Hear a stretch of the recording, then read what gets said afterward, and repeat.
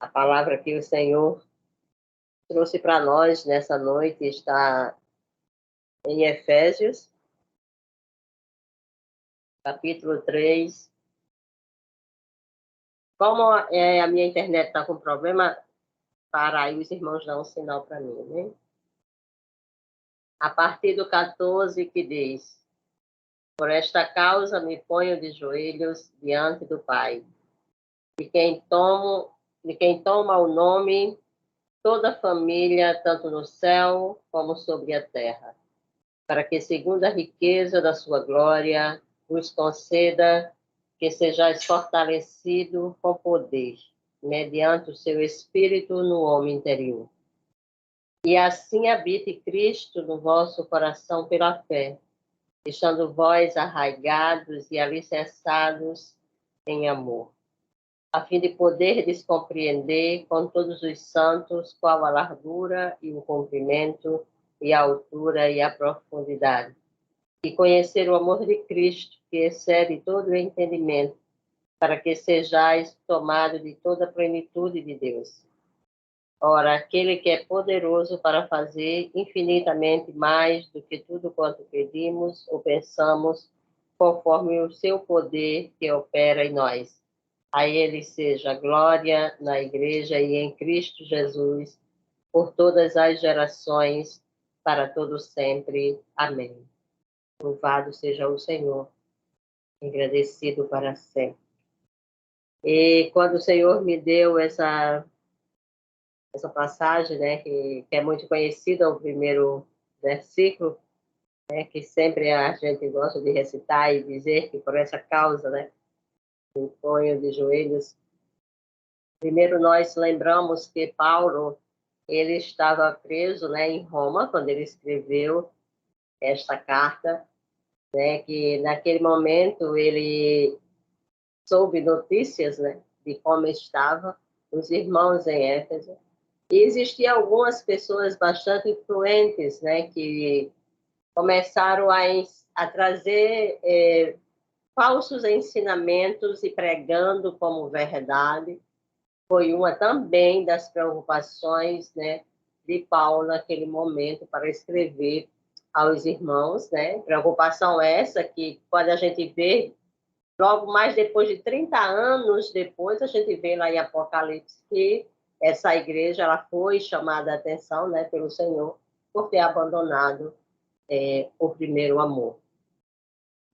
E eu fiquei imaginando, né, porque Paulo ali na prisão, mas nem as prisões parou esse homem. As prisões não foi limite, né, para o homem de Deus. As prisões não é limite para o povo de Deus. E ele diz que ele se colocava de joelhos. E quando nós começamos a ler, né, o início do capítulo 3, ele também nos faz entender, né, que ele está ali revelando, que o Senhor revelou para ele um grande mistério.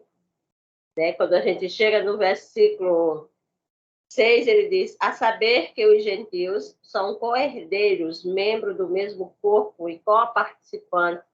Né? E no 3 ele diz que foi uma revelação que foi dada a ele. E ele, por isso ele se coloca de joelho, por aquelas pessoas. E eu coloquei como título dessa mensagem para nós, né? Oremos para que os outros cresçam. Que era isso que Paulo, geralmente ele fazia e deixava bem claro em suas cartas, né? Que ele orava para que todos aqueles que ele ficou das igrejas endereçadas, eles crescessem no Senhor, eles crescessem na graça, no conhecimento, eles crescessem em buscar mais o Senhor. E é isso que nós temos que trazer também para a nossa vida. Né, que nós possamos orar para que o outro cresça. Porque quando eu estou fazendo isso, quando eu me dou para que o meu irmão cresça, eu sei que isso é gratificante, né, na presença do Senhor. Isso é você viver em unidade, isso é você viver em comunhão. Eu aprendi do Senhor, mas eu quero que meu irmão cresça também nesse conhecimento, né? E Paulo aqui, ele vai e diz, né, que ele se coloca de joelho, né? Paulo, ele se prostra diante do Senhor, ele reverencia o Senhor, né? É um sinal de humilhação, né? Ali em oração, intercessão pela vida dos irmãos ali em Éfeso. E quando ele diz, aí ele mais a seguinte ele diz, né? Para que segundo a riqueza da glória vos conceda que sejais fortalecidos, né? Fortalecidos com poder. E quando eu li esse versículo, assim, eu fiquei bastante emocionada aqui, porque eu disse assim, sempre quando o Senhor nos dá uma palavra, a gente fica, né, conversando com o Senhor. E quando o irmão foi ler a devocional, ele vai ler, né, no capítulo 6, que fala das armaduras, mas que começa dizendo, no verso 10, quanto ao mais serem fortalecidos no Senhor e na força do seu poder. Né? Então, ele diz que é na força que nós teremos força, através do poder de Deus. E essa é a oração que Paulo faz, né? Essa é a primeira petição que ele faz, que vocês sejam fortalecidos com poder, mediante o Espírito. Né? Então, quando eu estava lendo esse versículo, eu ficava me maravilhando. Como é bom você saber que tem alguém que te ajuda em oração. Né? Como é bom nós sabermos que tem alguém que nos fortalece através do poder da oração. E Paulo fazia isso. Paulo gastava o seu tempo com prazer, né, para orar uns pelos outros, para orar por aquela igreja, para ele entrar na guerra por aquelas pessoas através de oração. E ele disse, eu quero que vocês sejam fortalecidos no poder de Deus. É no poder de Deus que vocês encontram força. É no poder de Deus onde vocês ficarão de pé. No poder de Deus onde vocês são fortalecidos. Então, é através do poder de Deus, né, que Paulo dizia para ele. E eu fiquei muito emocionada mesmo quando o Rivail leu essa armadura, né, porque foi o primeiro versículo que o Senhor trouxe, depois que eu fiz a leitura, trouxe à minha mente. Foi falar desse poder no Senhor que nos traz. E como é que eu tenho esse poder? Quando eu me revisto dessas armaduras. Como é que eu me revisto com essas armaduras? É através da minha vida, da minha intimidade com o Senhor que eu sou revestida. E aqui Paulo apresenta como um soldado normal. Quais os equipamentos que aquele soldado usa? Porque ali eles estão protegidos para qualquer batalha. Né? E para nós, é através da oração que nós nos fortalecemos, é através do poder da oração que nós temos a força do Senhor em nós, para enfrentar as guerras, para enfrentar as batalhas, para estarmos prontos, para nunca largarmos a espada, como este bom soldado, aquele estava com a espada na mão. Né? Então, para que nós nunca venhamos largar, para que nós estejamos, sim, tendo essa intimidade com o Senhor, através da oração, onde seremos fortalecidos, porque nós sabemos que muitas das vezes nós chegamos na presença de Deus totalmente quebrados, até sem força, que não sai nem palavra, só cai lágrimas, mas nós nos levantamos diferentes, porque o Senhor começou a tratar conosco ali e nos fortalecer. Por isso que ele enfatiza isso, né? Que é o que Paulo deseja para aquele povo, que eles sejam fortalecidos no poder de Deus. E quando chega no 17, ele diz, e assim habite Cristo no vosso coração pela fé, estando vós arraigados e alicerçados nesse amor.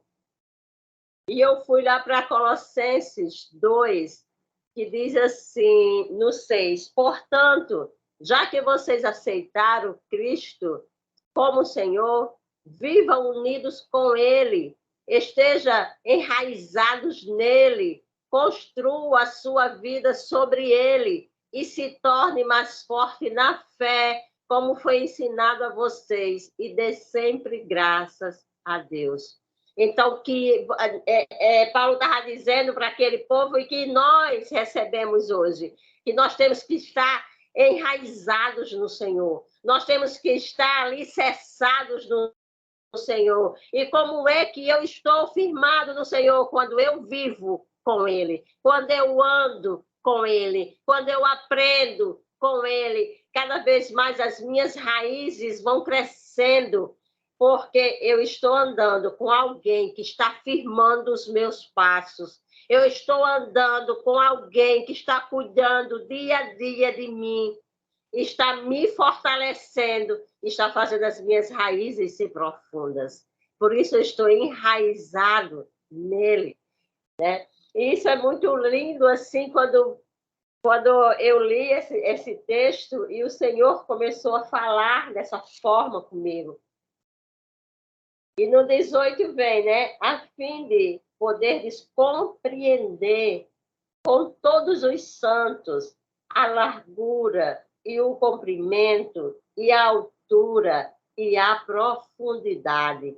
Porque quando eu estou fortalecido nele, quando eu estou enraizado nele, aí eu começo a compreender as coisas de Cristo, as coisas espirituais, as coisas dos céus. Elas começam a vir à luz do Espírito de Deus, abrindo a minha mente, abrindo o meu entendimento e se revelando para mim. Ele diz, é assim que você começa a compreender, sabe, essa largura, esse comprimento, essa altura, essa profundidade das coisas.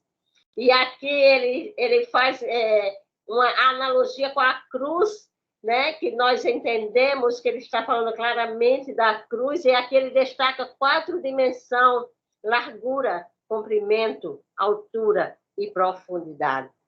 E eu fui dar uma olhada, uma estudada, quando diz largura, é porque ele abrange a todos. O Senhor veio para todos, o Senhor quer se fazer conhecido de todos. E lá em Mateus 16:15, ele pergunta, mas vós, quem diz que eu sou? Ele faz essa pergunta para Pedro, né? Para os seus discípulos. E Pedro responde que ele é o Cristo. É porque ele quer fazer com que todos nós venhamos conhecê-lo. Ele quer se fazer conhecido do povo, ele quer se fazer conhecido da humanidade. Ele está disposto, né? E se deixa ser encontrado por todo aquele que o busca, por todo aquele que o procura, ele se deixa ser revelado, ele se deixa ser conhecido por todos nós. Então, quando ele diz que ele é a largura e que ele abrange a todos, é porque ele veio para todos. Louvado seja o Senhor. E quando ela é o comprimento, ela abrange o tempo. Lá em 2 Pedro 3:9 diz, não retarde o Senhor a sua promessa, como alguns julgam demorada. Pelo contrário, ele é longânimo para convosco. Então, o Senhor, ele nunca tarda, o tempo é dele, o controle é dele, o domínio é dele, tudo é dele, a hora é dele, ele faz a hora que ele quer e como apraz, como ele já determinou. A minha vida, a tua vida já está determinada nos céus. O Senhor já escreveu a minha história, já escreveu a tua história. Ele já sabe o fim, antes que eu fosse formado no ventre da minha mãe. Antes que eu fosse gerado, ele já sabia como seria a minha história, ele já sabia o meu nome, ele já sabia a cor do meu cabelo, a cor da minha pele, em que família ele me inseria, porque ele tem todo o controle de todas as coisas. Então, ele abrange todo o tempo. O Senhor é o dono do tempo. Louvado seja Deus. Quando nós falamos da altura, ele estende-se até o céu. Deixa eu abrir aqui em... Louvado seja Deus. Em Filipenses 2, ele diz o seguinte.